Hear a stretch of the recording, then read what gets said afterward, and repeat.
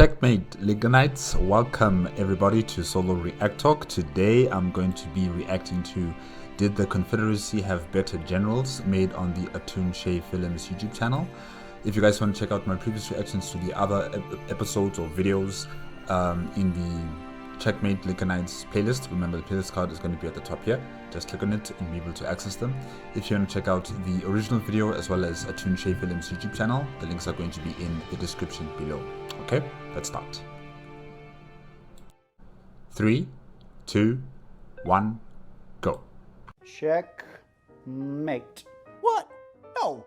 There must be somewhere old Jeff Davis can go. Nope. Might as well change his name to Norman C. Francis because he is done. What? Never mind, just some. So you guys are still playing the same chess game from the previous episode or previous video? Okay. Local humor. Gracious. How long that game go on for? 7 months. Well, this is ridiculous. I never stood a chance. You were fighting with one hand tied behind your back. What with all your industry and naval power and some such. Naval power? What board game were you playing? But I think we both know who were the finer soldiers. The men of the South. Never before, in all the annals of military history, were there a finer collection of officers at war than those of the Confederate States Army. Lee, Jackson, Forrest, Longstreet. we don't talk about him, Early, Beauregard, Mosby, and I'm sure there were some other ones too. Oh, the names of these men ring down through the generations as men of action, great masters of the art of war. If they were such masters of the art of war, why did the Confederacy lose then? Okay. If they were so good, why didn't they win? Checkmate. Davis Sights. No, it's not the one. I'm sorry. It just doesn't have that, you know. Well, I'm just used to Checkmate Lincolnites. You know, it just sounds catchy. This one, I don't think so. No, I'm sorry. I'm sorry, Billy, but it simply does not have quite the same ring to it as Checkmate Lincolnites.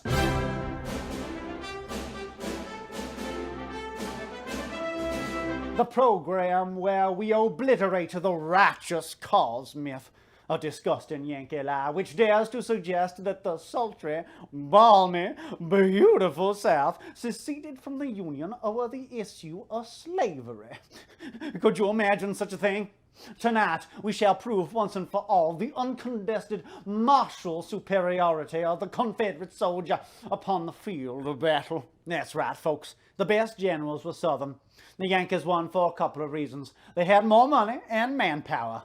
Given time, any fool can win a war of attrition. Yeah. Look, when you enter into war, nothing is truly assured. You know, you can prepare yourself with the best technology, you can have enough money in reserve, you can have all the military hardware and personnel that you would want. There's still no assurity that you're going to win. You know, just take for example what's happening with Russia and Ukraine. Russia has a far larger military than Ukraine, has far more military equipment at their disposal than Ukraine. And they projected that they were going to win over Ukraine in less than 3 to 4 weeks. And they were quite close. Sometimes they were really quite close to the capital of Kiev as well, and many other major regions of Ukraine. However, they never succeeded in totally controlling the country. So it just didn't matter that they had all this military might and power. They still couldn't finish the job, if I could say it like that. And you could also look back into history, like with the United States of America and its war on terror in Afghanistan and in Iraq, and how they also involved themselves into Syria and into Libya and many other countries as well, where they assumed because they have this military might, they have this power, they could bomb and destroy these places and they would defeat their enemies. But instead, their enemies adapted to this situation. They created new organizations under different names, yet they still do the same activities as before. And essentially, the enemy has not been destroyed, it has only multiplied. So there is no assurity that because you have all of this military might, you're going to win. It just doesn't work that way. In World War II as well, with the Germans and their military might that they used across Eastern and Western Europe. Yes, there was a time where they thought that they were unbeatable, that they could destroy everything, conquer all the lands, or should I say nations, and then head for Britain and do the same thing there. It just didn't work out that way, It was not as simple as they believed it would be. Because in war, nothing is assured. It's 90% luck and 10% experience, military equipment, military personnel. That's 10%. The rest of the 90%, it's luck. You have to be lucky. It's a gamble. Yeah. Was part of it, sure, but don't you think you're overstating the case? Nope, no, sir. No, sir. We were doomed from the start, and we only held on for as long as we did because our brave boys fought like wildcats. In battle, one of us was worth 10 of you effete urban Yankees and your immigrant hordes. Not to mention our ingenious commanders, who held on against the abolition army for longer than was thought possible, until after 4 years of arduous service, marked by unsurpassed courage and fortitude, we were compelled to yield to overwhelming numbers and resources. Oh, I see what you're doing there. You're quoting Lee's farewell address after his surrender at Appomattox. It's interesting because with the very verbiage of that address, Lee abrogates his own personal responsibility for defeat. It was all just overwhelming numbers and resources. No other reason. Certainly not Confederate mismanagement or the competency and skill of the United States Army. I mean, no. That would be crazy. Well, now I think you've really lost it. The North's industrial capacity was massive. See this photograph? This is the shipyard of one William Webb in the East River and Manhattan. This ironclad under construction is state-of-the-art, over 300 feet long, more than a match for any Confederate warship then in use. However, this behemoth would never face the Confederate Navy, for it was commissioned by the Italian Navy and would see service in the Battle of Lissa against Austria-Hungary in 1866. See, I don't think they've discussed about this, whether, there was naval conflict, around the seas surrounding the United States of America. I don't think I've heard of any discussion about naval battles between the Confederacy and the Union forces. I'm just wondering, was that also, what happened during that time? Battleships battling it out at the seas, that are around the United States of America? The North's industrial capacity was so humongous that it could not only more than provide for its own military, but for the militaries of other nations as well. That's actually a really interesting tidbit. But, God isn't always on the side of the biggest battalions. History is full of wars where the side with the lower population and fewer resources won. The Haitian Revolution, the Vietnam War, the Winter War, the list goes on. Hell, I think you guys had a better chance of beating us in the Civil War than we had of beating the British in the Revolutionary War. And once or twice, he almost did. Yes. If only Jackson had survived his grievous wound at Chancellorsville and went on to carry the day on July 1st at Culp's Hill. If only the Yankees had not found General Order 191 during the Maryland campaign, then old Moss Robert would have whooped Little Mac for sure. If only the British had joined us in the fight, and a great army of red and gray went a-marching all the way to Washington. If only the British joined up. But you guys fought for independence from the British. And now you want them to join in your civil war? No. This is crazy. Oh, gosh. If only Sherman would have spontaneously combusted at the Battle of Chattanooga, then Atlanta never would have fallen. If only. If only we could have cloned Jeb Stuart so he could be in both the Western and the Eastern theaters at the same time. That would have shown the Federals a thing or two. If only Judah P. Benjamin had unleashed the power of the Ark of the Covenant, melting the faces off of all those Yankee scoundrels. I'd like to formally apologize for what he just said about Judah P. Benjamin. The world, we surely would have won the war then. Circling back, history has shown that a large industrial capacity doesn't always correlate with a nation's ability or willingness to make war. Lest we forget, there was substantial anti-war sentiment in the North throughout the Civil War, especially in the summer of '64, when the public perceived that the war was going extremely badly for the United States. Keep in mind, this was after Gettysburg and Vicksburg, when the tide supposedly turned against the rebels.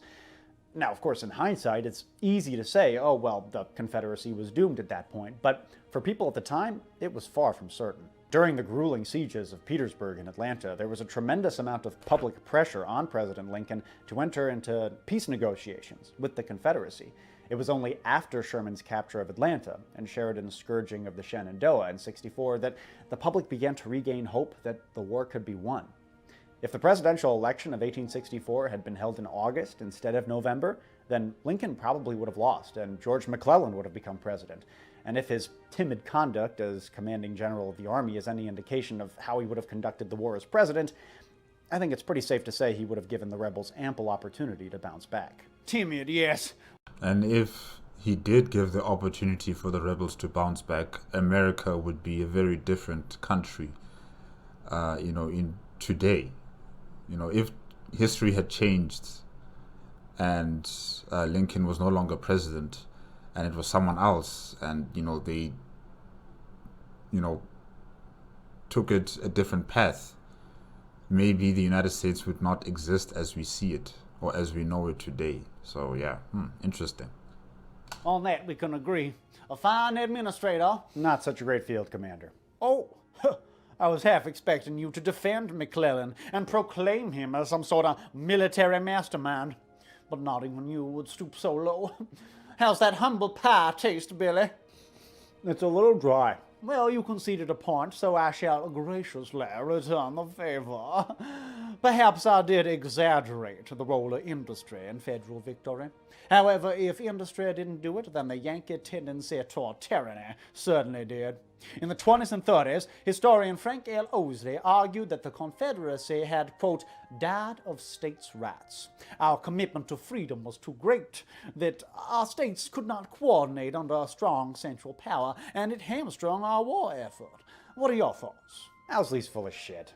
First off, his entire premise is a fiction. I mean, sure, Davis clashed with governors over stuff like troop allocations for local defense, but these were outlying events, the importance of which he greatly exaggerated. But more importantly, I just don't buy that the Confederacy's internal divisions were responsible for its defeat. The North had to deal with internal division that was just as, if not more intense than anything the South had to deal with. I mean, you take the 1863 draft riots, for instance, or the intense pressure on the Lincoln administration throughout the war for swift and spectacular battlefield victories, or the political polarization that followed the Emancipation Proclamation. Talk about hamstringing the war effort. No, any way you slice it, the Confederacy lost the Civil War on the field of battle. The Lincoln administration outmaneuvered them politically, and the boys in blue annihilated them militarily. Sometimes when you start a bar fight, you end up on the floor. It happens. I would say it's one of the contributing factors that led to the defeat of the Confederacy and not the main, the silver bullet that literally killed the Confederacy. The fact that there was no cohesion, no unity amongst the states and their military forces, I would say that it is one of the contributing factors because that's how usually it happens with war. There's no one silver bullet that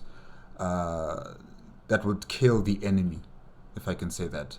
Or there's no one clear reason why the military has been defeated by their opponents. There's myriad of factors of why they might have failed. It could be the generals, it could be the economy, it could be the social unrest, it could be the fact that there's not enough resources for the military. It could be a myriad of reasons why. And probably this is one of the factors. Yeah. I notice the hero worship of the Northern generals and seething hatred of the Southern generals from our SJW historian. Why am I not surprised? He's looking for a narrative to sell instead of facts. Why don't we break it down? What's so great about all these CSESH generals? Go ahead, Johnny, ball's in your court. I'll start strong, shall I? Thomas J. Jackson. He expelled the Yankees from the Shenandoah Valley in a near-flawless campaign of maneuver and decisively flanked Hooker's 11th Corps at Chancellorsville. He also froze during the 7 Days battles when his lack of coordination with Lee and Longstreet caused horrifying numbers of unnecessary Confederate casualties. Look, I like Jackson, but I think his death was probably the best thing that could have happened to his reputation. He would have fallen from grace eventually. It was inevitable. I mean, could you imagine him fighting in the defensive grind of the Overland Campaign or the grueling trench warfare of Petersburg? His brilliance as an aggressive general was unmatched, but in many ways he was kind of a one-trick pony. And I think a compelling argument could be made that Jackson's offensive tactics ultimately did more harm than good. Take Chancellorsville, for example. Sure, he won a flashy tactical victory that fills the pants of military history nerds with buckets of jizz, but what did he actually accomplish, in the grand scheme of things? He smashed the 11th Corps of the Union Army. Okay, and?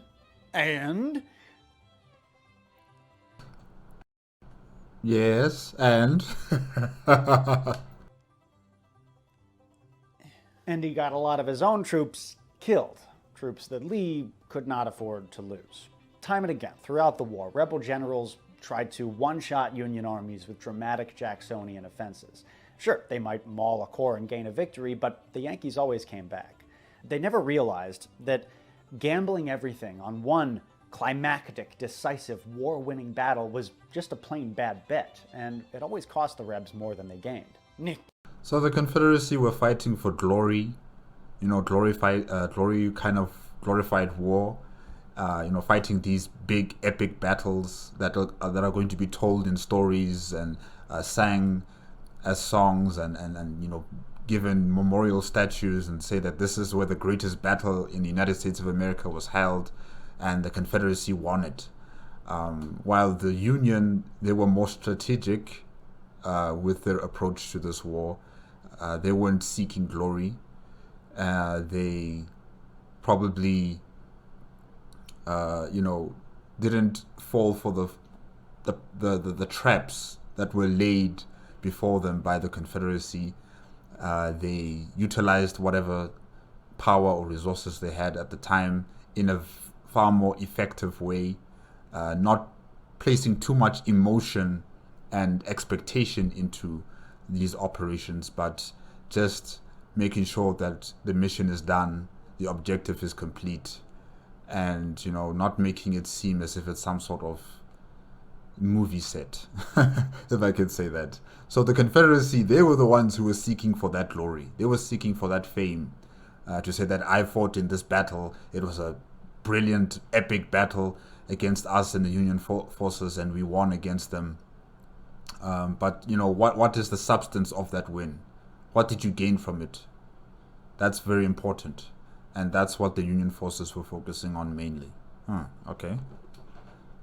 But I'm sure there were some Confederacy generals who did not all think like that, like wanting glory.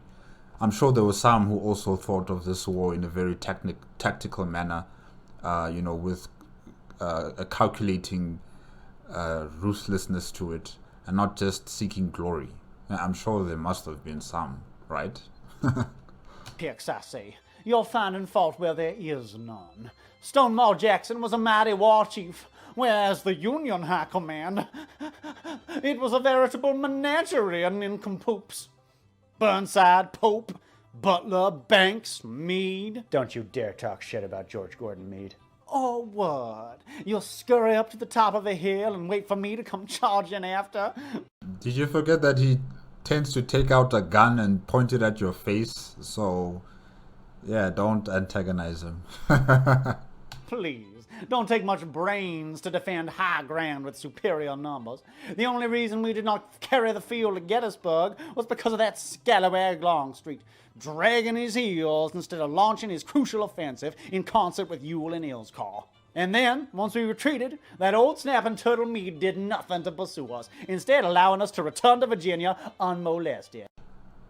Can you finish your beer, please? Wow. A fact that vexed Abraham Lincoln to no end. As the tyrant himself said, You fought and beat the enemy at Gettysburg, and of course, to say the least, his loss was as great as yours. He retreated, and you did not, as it seemed to me, pressingly pursue him. But a flood in the river detained him, till by slow degrees you were again upon him. You had at least 20,000 veteran troops directly with you, and as many more raw ones within supporting distance, all in addition to those who fought with you at Gettysburg, while it was not possible that he had received a single recruit. And yet you stood and let the flood run down, bridges be built, and the enemy move away at his leisure without attacking him. My dear General, I do not believe you appreciate the magnitude of the misfortune involved in Lee's escape. He was within your easy grasp, and to have closed upon him would, in connection with our other late successes, have ended the war. As it is, the war will be prolonged indefinitely. If you could not safely attack Lee last Monday, how can you possibly do so south of the river, when you can take with you very few more than 2/3 of the force you then had in hand? Your golden opportunity is gone, and I am distressed immeasurably because of it. Ah, yes, he wrote that letter to Meade, but never sent it, because he realized that no good could come from chastising him after the fact. God, Lincoln was so fucking classy. But you know, I think his criticism here was actually pretty unfair. What everybody seems to forget is that right after Gettysburg, Meade was under orders to keep his army between Lee and Washington, D.C. at all times. If he had just gone charging after the retreating Confederates, he would have been acting in violation of those orders. And he might have fallen into a trap. It's possible. Also, his army had just won the biggest battle fought on North American soil. That's definitely a consideration. They'd lost a full quarter of their combat strength, and high casualties among high-ranking officers had effectively decapitated the army's leadership.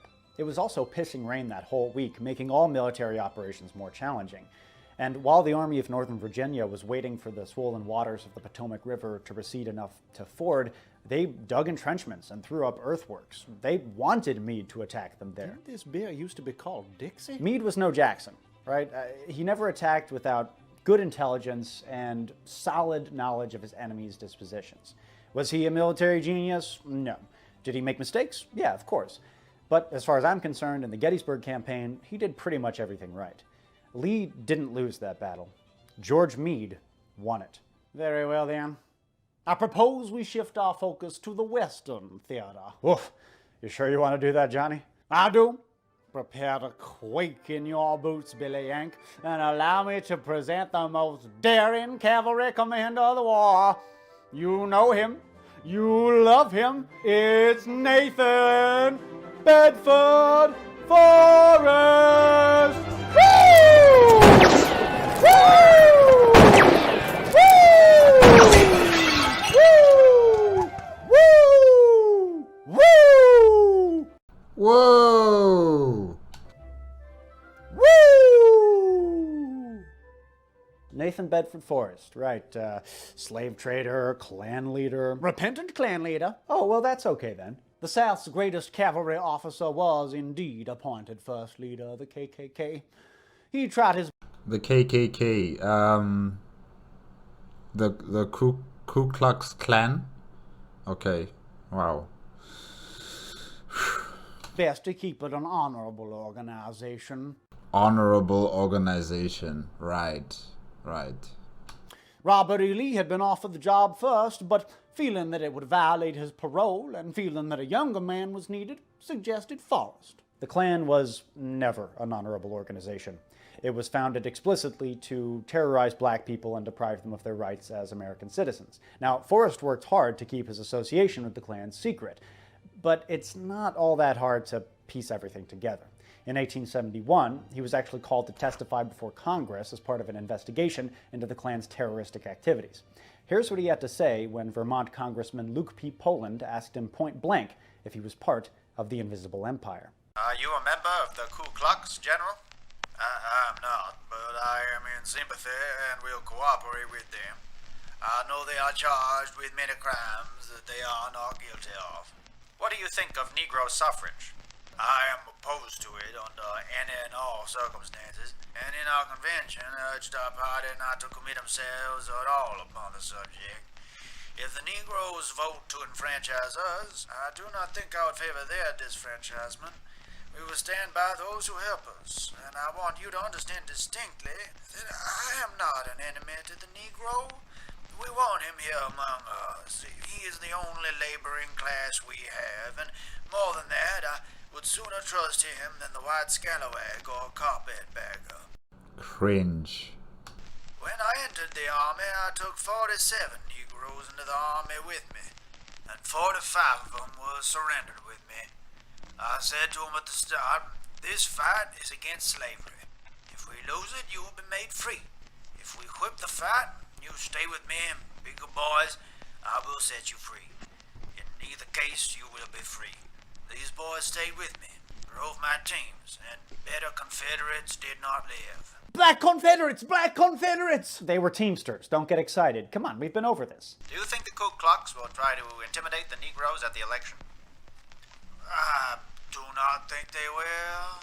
However, a black man named Andrew J. Flowers from Chattanooga also testified at the hearing, and he painted a very different picture of the Klan's activities in Tennessee. Do you now hold some office? Yes, sir.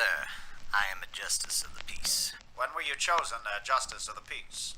What is the justice of the peace? Is it like an attorney? An advocate? Or is he a police officer of some sort? Was elected on the 4th of late August. Justices of the Peace in Tennessee elected by a vote of the people? Yes, sir. I was elected by a vote of the people. I want to inquire of you, particularly in reference to some violence, which it has been understood was committed upon you a short time ago. Tell us the story in reference to that. On the 18th, between 11 and 12, or 10 and 11 o'clock, I cannot say exactly which, I woke up and there was a crowd of men, all with masks around me, with pistols in their hands. They waked me up. They called me by my name. They took me out near a mile from the house. Tell all that they said. They asked me what was my name. I told them. And some of them said, "Oh yes, you are the man we are looking for," and so forth. One of them told me they were going to kill me. He had a pistol in his hand. After they got me out of doors, the captain of the organization, they called him Captain, told me that he was going to whip me. Said he would give me 25 lashes. That I had the impudence to run against a white man for office and beat him. That they were not going to allow it. That it was an organization organized by them to stop Negroes holding office. And if they did not get out of office by being told or notified or whipped, they were going to kill them. They took me up about a mile from the house and hit me as many as 25 times. This is the honorable organization, huh? Did they take you into a woods or a swamp? They took me through the woods into an old field, down near a swamp. I had never been there before. They took off my coat and whipped me with hickories 7 or 8 feet long. They said they were going to give me 25 lashes, and I guess they gave it to me. They told me that if I would promise to resign my office when I went to Chattanooga next morning, they would turn me loose. And I very readily promised it. They required you to promise to resign your office. Yes, sir. Flowers went on to describe how the Klan was using intimidation and violence to keep black men from voting, along with many other acts of domestic terrorism that Nathan Bedford Forrest not only aided and abetted, but more than likely orchestrated. Oh, you are dastardly Billy Yankin besmirching General Forrest, so you know as well as I that in 1875 he gave a speech to a black civics organization in Memphis in which he said, We have but one flag, one country. Let us stand together. We may differ in color, but not in sentiment. Many things have been said about me which are wrong, and which white and black persons here who stood by me through the wall can contradict. Go to work, be industrious, live honestly, and act truly. And when you are oppressed, I'll come to your relief. The speech went over stupendously, and as the crowd erupted in acclamation, one African-American woman gave the old general a bouquet of roses and a peck on the cheek. Yeah, he said A politician is a politician who is a politician. that toward the end of Reconstruction, after the Klan's goal of reestablishing the antebellum social order had been accomplished. Southern Democrats were back in power at that point, and Forrest could afford to be magnanimous. I think his message here, though presented in a very nice and friendly way, was work hard, stay in your lane, and we won't have a problem. Now, I'll grant you this, man. It is also entirely possible that Forrest did have a genuine change of heart. I'm not discounting that. A lot of people at the time thought so. In fact, when a lot of Forrest's former comrades in gray heard about this speech, they shit a brick. One Confederate veterans group went so far as to publish this in their local paper. Clean dark's no action unworthy of a southern gentleman. I speak of the address delivered before a black and tan audience by General Nathan Bedford Forrest, with Black and tan audience. What a tan audience? what a glow of enthusiasm and thrill of pride have I not perused the campaigns of General Forrest's cavalry, their heroic deeds, their sufferings, and their successes under the leadership of one whom I always considered, in my poor judgment, second only to our immortal Hampton. And now, to mar all the luster attached to his name, his brain is turned by the civilities of a mulatto wench who presented him with a bouquet of roses. What can his object be? Ah, General Forrest. Well, Billy, I won't lie to you. That's really quite vile. Can we go back to talking about military history now? I found it to be much more comfortable and safe. One more point. Listen, Forrest is unbelievably overhyped, but he was a competent general. He was also a mass-murdering terrorist piece of shit and should be remembered as such. In my opinion, just about every positive mention of his generalship should be accompanied by extreme moral condemnation and acknowledgement of the U.S. colored troops he massacred without quarter at Fort Pillow. But can't we celebrate his military achievements without glorifying his less savory attributes? Yeah, and we could also celebrate Osama bin Laden's dexterous use of Expedia.com, but that'd be pretty fucking weird, wouldn't it? You know what I think? I think you're compensating for something. Y'all didn't have a daring, brilliant cavalry commander on your side during the war, so you're just trying to knock one of ours down a peg. I'll see you. You don't need such people if ultimately you win the war.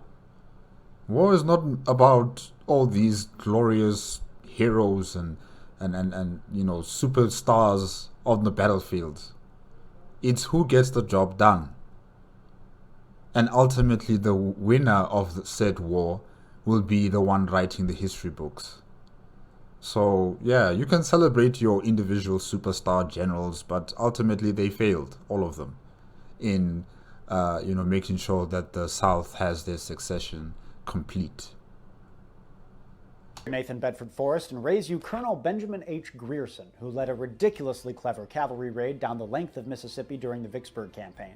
Though the initial purpose of the raid was to cut the railroad east of Jackson, Mississippi, Grierson went above and beyond the call of duty, going from LaGrange, Tennessee to Baton Rouge, Louisiana, wreaking havoc all the while. Grierson and his troopers broke up 2 other railroads, destroyed weapons and commissary stores, burned storehouses, disabled trains, and freed slaves. All in all, they inflicted millions of dollars worth of property damage on Mississippi and permanently crippled that state's military usefulness for the rest of the war. They also diverted substantial numbers of Confederate cavalry that were badly needed in the defense of Vicksburg itself. But possibly most impressive of all, Grierson accomplished all of this at the cost of 3 men killed and 7 wounded. Contrast that with Forrest's raids. Sure, they were flashy and daring, but did they make a huge difference to the outcome of those campaigns? I wouldn't say so. And to my mind, I think you guys only had one strategically minded general who thought of things in terms of the big picture rather than individual maneuvers and battles. And he was, of course, Joseph E. Johnston. Wait, who? Joseph E. Johnston. I think he was the only senior Confederate general who understood that when you're fighting with limited manpower, you need to pick your battles, literally, very, very carefully.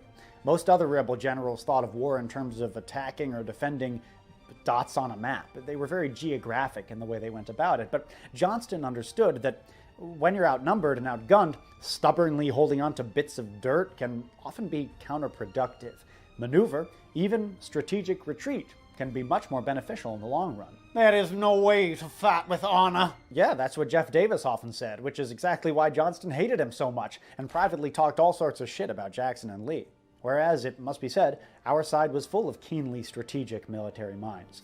Look no further than George Henry Thomas, the Virginian Unionist. Like Meade, he was deliberate and never imperiled the lives of his men unnecessarily. But unlike Meade, he was creative. He was adaptable. He could always shift his strategy in the chaotic and ever-changing circumstances of warfare. George Thomas, that is strange. I really haven't heard much about this faithless Virginian. Well, that's because he was modest to a fault. In fact, he probably wouldn't want me to even mention him in this video, because he never wrote a memoir, and he even destroyed his wartime correspondences because he couldn't stand the idea of future generations picking over the events of his life. He also faced a lot of discrimination from his northern superiors because of his southern origins, and he was often overlooked for promotions and acclamations.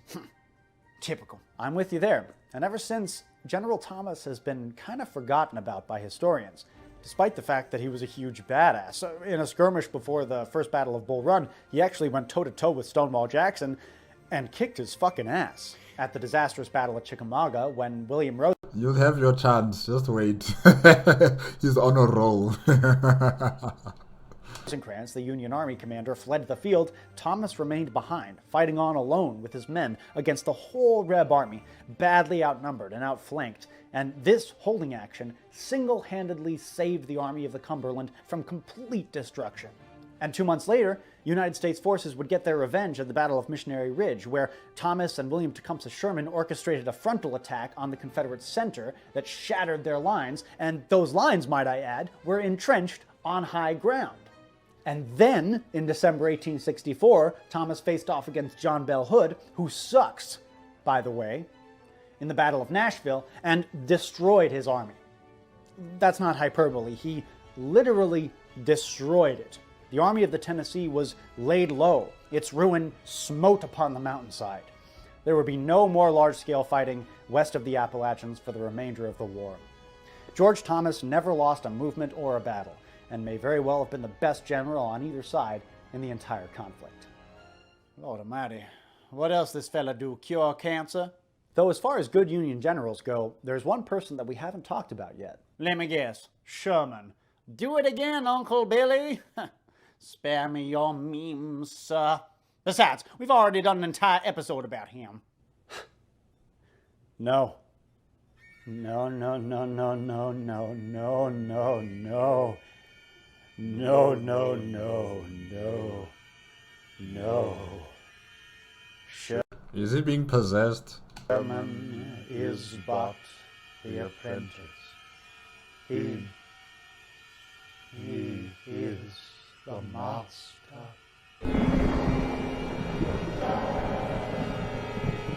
Sir, lords of the state, proposing armistice and appointment of commissioners to settle terms of capitulation is just received.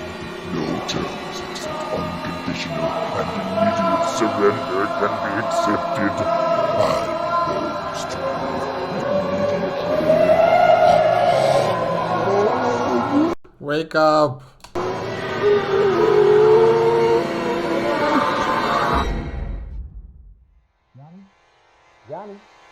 Johnny! Hey! Are you alright? We were talking, you just started screaming. Are you alright? Yes, I'm fine. Are you sure? Just a minor hallucination. Do you hallucinate often? Yes. Yes, he does. No? Anyway, about Ulysses S. Grant. I mean, he was just a beast. I mean, that's the man who saved the Union. Oh, so now Grant wasn't a drunk and didn't run up a horrific casualty rate amongst his troops. Forget the lost cause. All currently revisionist history has done to canonize the North and demonize the South. Well, that depends on what you mean by a drunk. I mean, he definitely abused alcohol, but whether he was a occasional binge drinker or you want some? Or a full-fledged alcoholic, I mean, that's kind of hard to determine. Cheers. Cheers.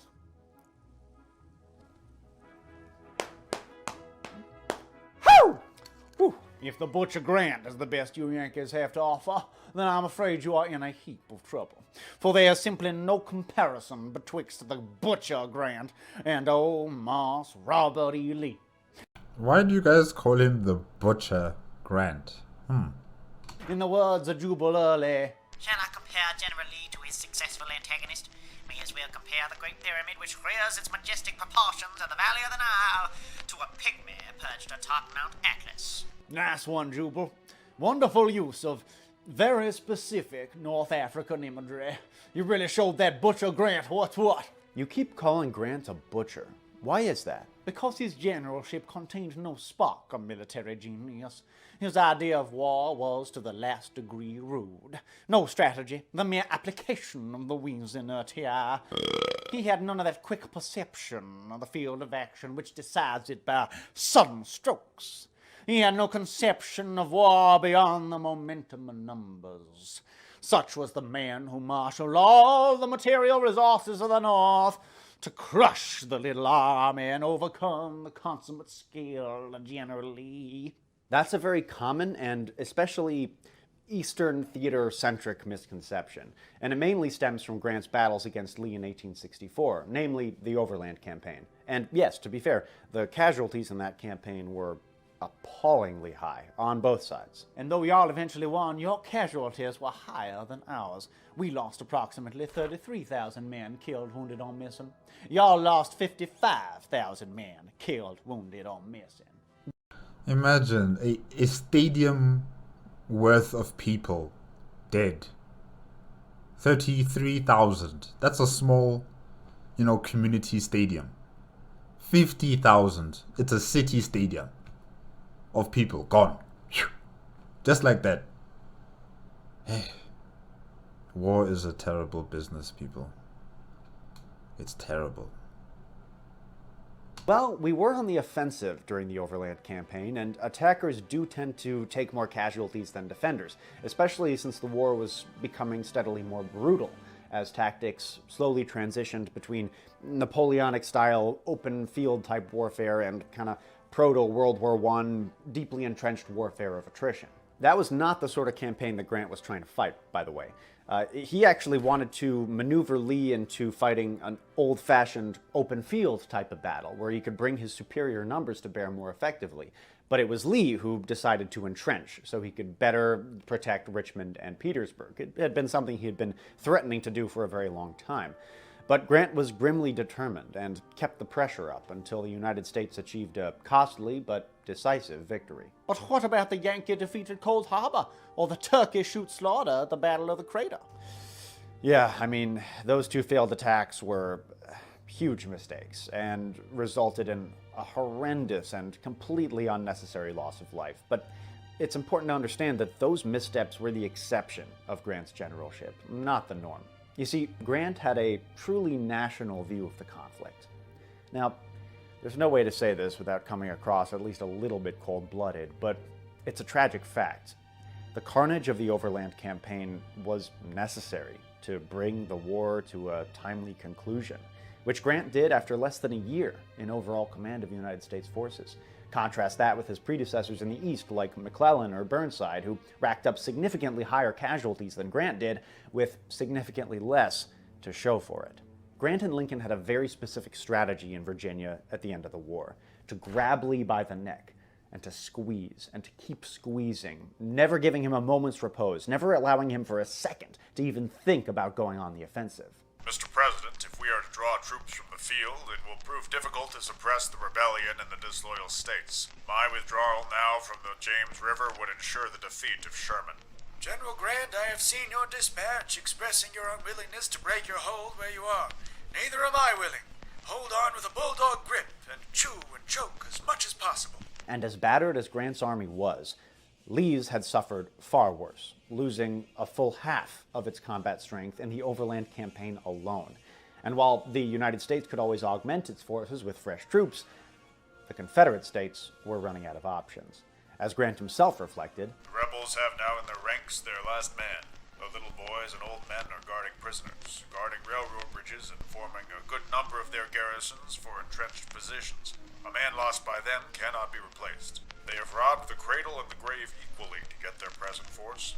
Besides what they lose in frequent battles and skirmishes, they are now losing from desertions and other causes at least one regiment per day. Sounds an awful lot like what I was just saying about overwhelming us with numbers. Lee wasn't overwhelmed. He was outgeneraled. The Union had learned from experience that superior numbers and resources don't win wars on their own. So what they needed was a general who could effectively utilize those numbers and resources, which is exactly what Grant did. He pinned the Army of Northern Virginia down in Richmond and Petersburg while Sherman ravaged the Deep South and closed Lee's back door. Joe Johnston and P.T. Beauregard, who were at that time defending Georgia and the Carolinas respectively, did all they could to keep that trap from swinging shut, but Lee, meanwhile, just froze. He stayed put, and he allowed himself to be obliterated. Nonsense. Protecting Richmond and our center of government was essential to our survival as a nation. Okay, but while Lee was busy defending Virginia to the last, Sherman snuck up behind him and rammed a boot up his ass. It was a losing strategy, and Lee is more culpable than you realize. For what shall it profit a man if he gains Virginia, but loses the whole South? But for most of the war, Lee's entire mandate was his beloved Virginia. And you see, this is the problem. This is what I was talking about before, about, the cohesiveness of the military of the southern states was not there. And that's one of the key factors, why they lost the war. Because there is no unity amongst all of these forces. Everyone is looking out for themselves. Everyone is, or should I say the generals are looking out for themselves. They have their own missions that doesn't encompass holistically the entire southern states. They're only focusing on their own regions of dominance and keeping themselves huddled there and, building up, shoring up defenses. And they're not really thinking about, extending their support structure, not only encompassing their own people, but the rest of the southern states that have joined in this civil war. And that is why, the Union forces were able to knock out all of these generals and their forces one by one until there's only one left. So yeah, it's one of the key factors why they lost the war, in terms of them not having a cohesive structure. And there are many other reasons as well, but this is also one of them. Yeah. Wasn't even appointed General-in-Chief of all Confederate armies until February of '65. Maybe not officially, but Lee was massively influential in the Confederacy and had been since 1862. And I mean, shit, he was the face of the rebellion. Lee was myopic about defending his home state, and multiple times, when key positions in the Western theater were under dire threat, he flat out refused to send any of his troops to help. In mid-1863, when Grant was tightening the noose around Vicksburg and the rebel army ensconced there, Confederate Secretary of War James Seddon urged Lee to send George Pickett's division west.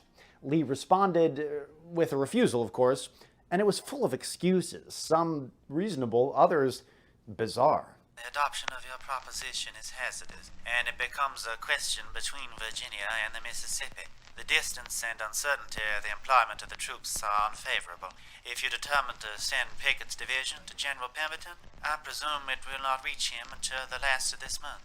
If anything is done in that quarter, it will be over in that time, as the climate in June will force the enemy to retire. I think troops ordered from Virginia to the Mississippi this season would be greatly endangered by the climate. And the one time Lee did acquiesce to reinforcing the West, when he sent Longstreet's corps to North Georgia, it made a key difference in defeating the U.S. Army at Chickamauga. And then the scalawag allowed himself to get licked by Ambrose Burnside, of all people.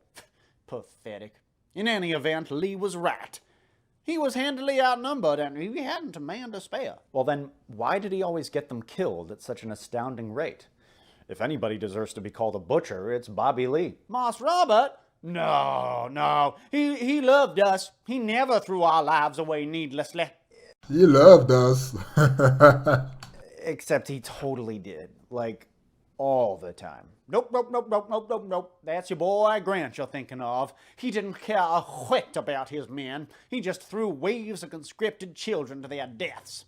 Ultimately, both generals, or should I say generals on both sides of the aisle, whether they're part of the Confederacy or the Union, they all threw men to their deaths.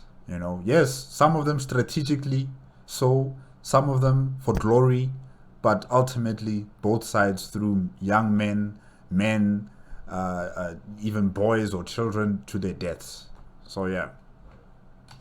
Let's crunch some numbers. Lee's greatest victory was the Battle of Chancellorsville. His army was about 60,000 strong and suffered nearly 13,000 casualties, a net loss of 22%. His opponent, Joe Hooker, had an army 133,000 strong and suffered about 17,000 casualties, a net loss of 12%. The victory, though tactically brilliant, gained no ground for the Confederacy, reaped no major strategic benefit, and resulted in the death of Stonewall Jackson, one of Lee's best generals. Grant's greatest victory was the siege of Vicksburg. His army was 45,000 strong and suffered 3,000 casualties, a net loss of 7%. His opponent, John Pemberton, had an army about 40,000 strong and suffered 7,000 casualties dead, wounded, or missing, as well as a staggering 33,000 captured, a net loss of effectively 100%. The victory secured the Union's complete control of the Mississippi River and brought about the capture of the nearby state capital of Jackson. It ended rebel resistance in the region, exposed the Confederacy's soft underbelly of East Tennessee and Georgia, and was a crucial step toward final victory. Throughout the war, in the battles for which reliable statistics exist, Lee suffered an average killed or wounded casualty rate of 20.2%, and inflicted an average killed or wounded casualty rate of 15.4%. In total, 121,000 of the men under his command were killed and wounded, the highest of any general in the Civil War. Grant, on the other hand, suffered an average killed or wounded casualty rate of 18.1% and inflicted an average killed or wounded casualty rate of 20.7%. In total, 94,000 of the men under his command were killed and wounded, 23,000 in the Western Theater and 71,000 in the East. Look, Lee was a good general. Sure. I venture to say he did a better job leading the Army of Northern Virginia than I would have done. I'm not trying to unduly demonize him here or exaggerate his faults, but a military genius? The greatest field commander in American history? No.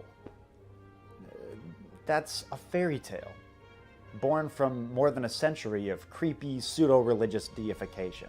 In many ways, the comparison between Grant and Lee tells us all we need to know about why the war went the way it did. Lee led with the power of personality. He thought that war should be grand, sweeping, and heroic. He loved dramatic charges and clever tactical sleights of hand. He considered logistics to be an annoyance rather than an opportunity, which is why Confederate military history is full of flashy daring-do, but pretty short on substantial operational success. Grant, meanwhile, was all stubbornness and pragmatism. War was not a game to him. There was nothing poetic about it. Like his buddy Sherman, he believed that to wage war meant to bring it to a favorable conclusion as quickly as possible. And to achieve victory, he used every tool available to him. Deception, diversion, maneuver, relentless attack, and dogged defense, and never lost sight of the big picture. Battles didn't really matter that much in of themselves. They were just stepping stones toward the distant goal of ultimate victory. And that... The danger of romancing war. This is it right here. When you romance war and you make it seem as if it's this epic thing that, you know, all men should experience once in their lives, it will lead you to ruin. Because with war, the fastest, the quickest, the most efficient, the one that acts with no emotions behind their decisions, are the ones who usually win. And not the ones who think that this is going to be some grand story that I get to tell my grandchildren about. Or, you know, it's going to be written in the history books of this grand epic battle. It's not like in the movies. You know, in the movies, yes, we're enjoying the spectacle. You know, seeing all these armies clashing with each other. And, you know, all those grandiose speeches and all this stuff that fuels this entertainment value of it, right? But then in reality, it's just not like that. You have to be clinical. You have to make sure that what you're doing is going to be an investment for future conflicts. Yeah. That's why, for the most part, the Confederacy did not have better generals. You were obsessing over tactics while we were planning strategies. You thought small, we thought big. That's why we won. Look at you. Smugly conducting military campaigns 150 years after the fact from the comfort of your armchair. This chair doesn't have arms. Generalship aside, Lee was by far the better man. Look no further than how Grant and Lee treated their slaves. Grant kept his and said he not raise his sword to free any slave. Lee, on the other hand, freed his. He acquired them in marriage and treated them justly. That's Is this true? maybe like a quarter true. In the mid-1850s, Grant did manage about 30 enslaved people at his father-in-law's farm. By all accounts, he was a terrible slave driver because he was too gentle with them. A woke slave driver is still a slave driver. Yes, yes. Couldn't agree more. And Grant was, briefly, a slaveholder himself. He owned a man named William Jones for about a year before freeing him in March of 1859. Yes, Grant was a slave owner, and General Lee was, of course, an abolitionist. No. He called slavery a moral and political evil. I have a quote. In this enlightened age, there are few, I believe, but what will acknowledge that slavery as an institution is a moral and political evil in any country. Yeah, and in that same letter, he also says, The systematic and progressive efforts of abolitionists to interfere with and change the domestic institutions of the South are truthfully and faithfully expressed. The consequences of their plans and purposes are also clearly set forth, and they must also be aware that their object is both unlawful and entirely foreign to them, and can only be accomplished by them through the agency of a civil and servile war. The blacks are immeasurably better off here than in Africa, morally, socially, and physically. The painful discipline they are undergoing is necessary for their instruction as a race. How long their subjugation may be necessary is known and ordered by a wise and merciful providence. if Lee believes Wow. Got us in the first half. Second half, he destroyed us, huh? slavery was an evil, he thought it was a necessary one. And actions speak louder than words, right? Hiring records show that Lee personally owned people until at least 1852, and frequently sold or traded them away at his own convenience, even though that meant breaking up their families. Evidence from his personal letters shows that when Lee did free his slaves, he didn't do it out of the kindness of his heart, but rather because he hated supervising them and didn't want them around. When he briefly managed his wife's slaves at their house in Arlington, he was a notoriously cruel slave master and drove his people hard. As late as July 1860, he considered buying even more slaves and rented out slaves as personal servants throughout the entire Civil War. Well, it's not I'm not done. Politically, Lee consistently supported pro-slavery policies, and after the war upheld laws specifically designed to restrict the rights of freedmen. He also frequently expressed racist views, which were certainly very much in keeping with his time, but are still a far cry from our popular image of the kindly General Lee. During his time in Mexico, he found the people of that country to be Weak, primitive in their habits and tastes, he referred to Native Americans as, hideous, uninteresting, and the only people he seemed to have any affection for at all were, predictably, though climate, government, and circumstance have produced changes in the character of people. Yet in all essential qualities they resemble the races from which they are sprung, and to no race are we indebted for the virtues and qualifications which constitute a great people than the Anglo-Saxon. Your sainted Grant was no better. Did you know that he was a rabid anti-Semite? In December of 1862, a handful of businessmen, some of them Jewish, were illegally selling cotton in Grant's military district. So he issued General Orders Number 11, which expelled all Jewish people from the area under his military control. The order read, The Jews, as a class, violating every regulation of trade established by the Treasury Department, and also department orders, are hereby expelled from the department. yeah, and the verbiage of the order reflects old European stereotypes about Jews too. So, a super bad look, and you will not find any argument from me. Unsurprisingly, or perhaps surprisingly, the order was met with general public outrage. Lincoln was horrified and immediately rescinded Grant's edict. And though the general insisted that it was all a big misunderstanding, the controversy would haunt him for the rest of his life. Especially during his presidential run, he issued multiple public apologies. Was he sincere? Who is to say? I mean, he was a politician after all. You know, Johnny, here's what I think it really comes down to as far as how we choose to remember these men. Here's what I think. Are you ready? spit it out. Here's what I think. Ulysses S. Grant was instrumental in bringing about the end of slavery in this country. Bobby Lee tried his very best to keep the damn thing going. Agree to disagree. We always get diverted into talking about race. It's almost as if racism and the Civil War are pretty closely interrelated. Uh-huh. I must say, sir, I found your arguments thoroughly unconvincing, and if I may be so bold as to remark, even more biased than usual. You know, I really don't like it when you say those sorts of horrible things about General Lee.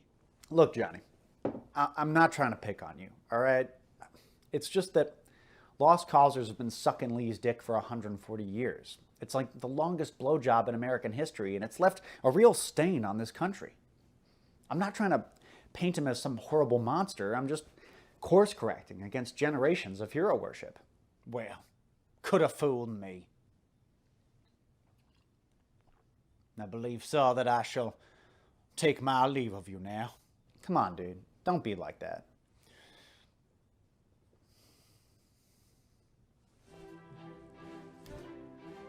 See you in hell, Billy Yank. See you in hell, Johnny Reb.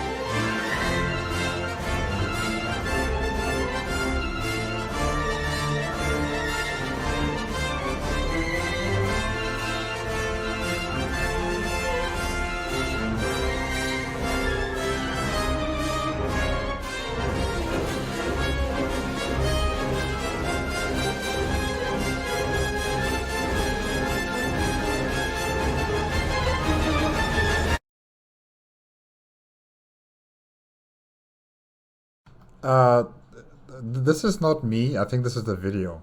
Yeah. Okay.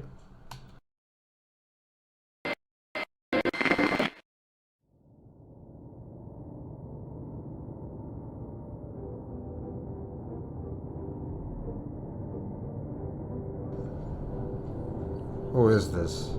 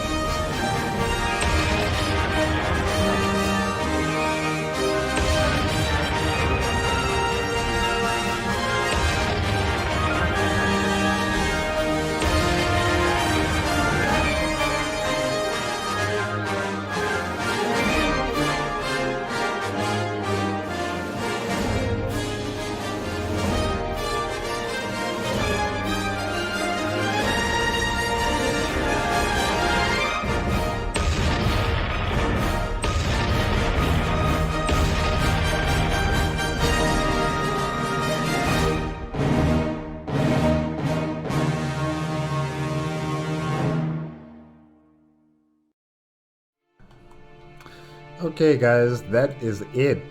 That is it with Did the Confederacy have better generals made on the Atun-Shei Films YouTube channel? Part of the Checkmate Lincolnites playlist. Yeah, I think this has got to be the longest video made on the playlist, right? So far. Yeah, so far that I can remember, this has got to be the longest video, around 40 minutes, somewhere there.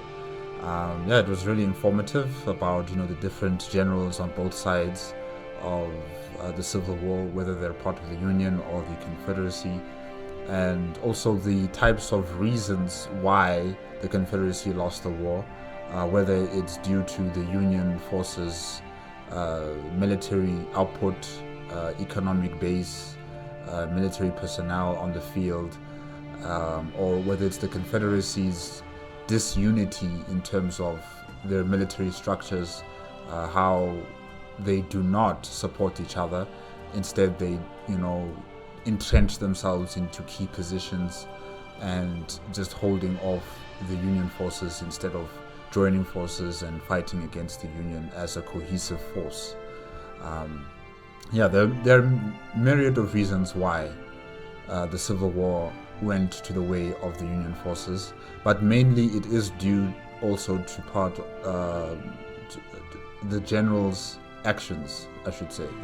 The generals on the field of battle, how they would direct their forces and how they would utilize their supply routes and also key positions for defense or offense, how they would maneuver their forces into battle. These things are very important. And, having a general who is only seeking glory, who's only seeking, grand stories to be told in the history books, and having memorials named after him and his accomplishments in battle, it's just not going to last long, I think, on the battlefield. Because a general who thinks about not only the here and now, but also in future, how the battle is going to be conducted, how is it going to be directed, how much are we going to spend on one particular battle, which will then result in the victory down the line, is also very, very, very important, I would say, compared to someone who's seeking glory. And, entrenching yourself into one position and holding out the enemy, it doesn't work anymore, not in our day and age, and even in their day and age during the Civil War, it just doesn't work. The type of mobility militaries have, the type of weapons militaries use, static defense just doesn't work as it used to, not like in the Bronze Age or the medieval age, where people had castles and fortresses and citadels where they could hold up the enemy, where they could have their entire army just encircle the entire facility and keep it safe. It just doesn't work that way anymore. With the advent of cannon fire, guns and cavalry and all other manners and forms of war, such things like static defense and holding out your enemy is just not going to work anymore. You have to be mobile. You have to be thinking outside the box in terms of attacking your enemies. You need to use guerrilla tactics. You need to play dirty. This honorable thing, or honorable conduct, or honorable battle, yes, it might have worked for some people, some of the time, but in majority of the time, war is mainly about cheating.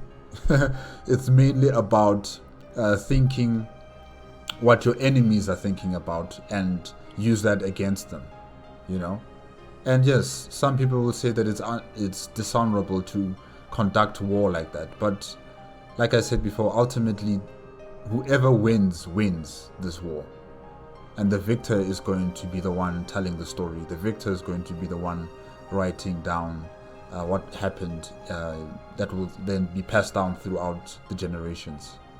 So yeah, whether the Confederates had better generals, I don't know. Like previous discussions, this I'm leaving it up to the people of the United States of America to decide. I don't know enough about these people and the generals that participated in this war You know, all I can say is that war is terrible. Like I've said always before, war is terrible. No matter which side wins or loses, people will die. People will die. A lot of people will die. And the numbers that we've been told here, you know, I equate them to a full stadium of spectators watching a football match or a rugby match or a cricket match. You know, 60,000, 50,000, 33,000. That's a lot of people. Next time when you go to a stadium and you check the seating capacity of the stadium and you imagine all of these people dead on a battlefield. That's a lot. That's a lot of people. So, you know, in terms of those who want to celebrate conquests or celebrate wars and make it all romantic, I advise them not to think of it that way. It's just not that way. You know? I mean, you can even see the images that we're having from the war between Russia and Ukraine. It's not this romanticism type of thing. It's painful. Infrastructure destroyed. The entire landscape is warped by conflict, you know, and dead bodies and blood and ammunition shells and tanks, and it just looks like a dreary, miserable place. And there's nothing romantic about that. So yeah. This was interesting though. Thank you again to Atun-Shei Films for producing such great, entertaining content. Guys, remember, if you want to check out the original video as well as Atun-Shei Films YouTube channel, the links are going to be in the description below. If you like my reaction, please give me a like, comment, and subscribe to my channel. Click on the notification bell if you want to be up to date with my latest videos, and I'll see you guys next week. Okay, bye-bye.